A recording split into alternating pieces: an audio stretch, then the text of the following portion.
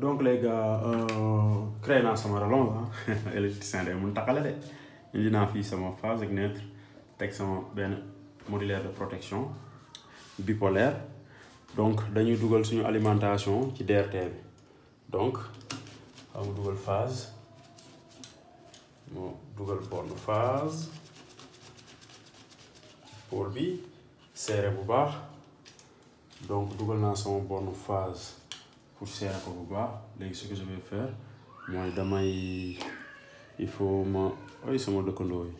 booy ñooy coow foofu de xam naa côté bële la dans l'autre côté quartier populaire là donc léegi suñu phase dañuy dugal donc ce qu'on va faire mooy dañuy dugal suñu borne phase donc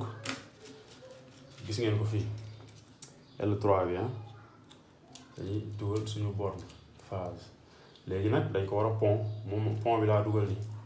donc dañuy dugal vous voyez yéen a ngi gis mu ngi leer ok mooy 5 L3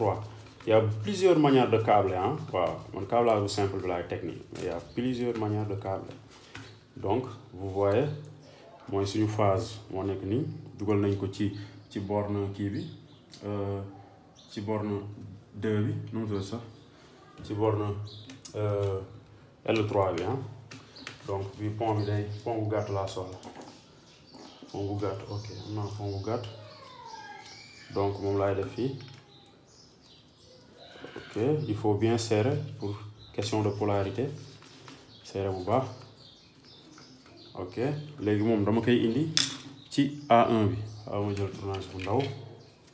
donc vous voyez ci kaw fii A1 baa ngi nii ci kaw donc man fii laa koy indi moo ko point ba pare fii laa koy indi donc dama koy indi ci A1 bi vous suivez pour beneen yoon boo leen amee problème câblage bi waaw instant yi moom c'est la révolution il faut ñëpp il faut électriciens yi deful formation théorie tamit ñoom tamit xam nga ñu boy seen waar ci dëkk bi noonu la comme ça man bu ma génnee àdduna dinaa ne au moins defoon naa câblage bi wane naa ko ok léegi donc suñu phase câble nañ ko léegi dañuy jël suñu neutre maanaam suñu neutre donc ok dañuy jël suñu neutre ok serré naa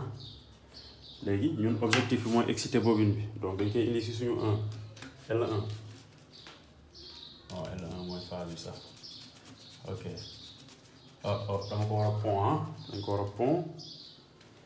donc on va essayer de le faire un pont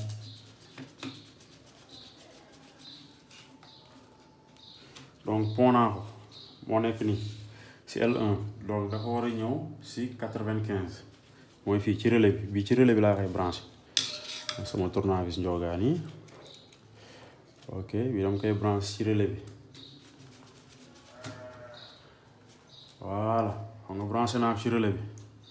comme vous voyez branché naa ko ci relais bi léegi il faut ma indi sama flotteur waaw ma wàcc débranché récupérer flotteur bi fële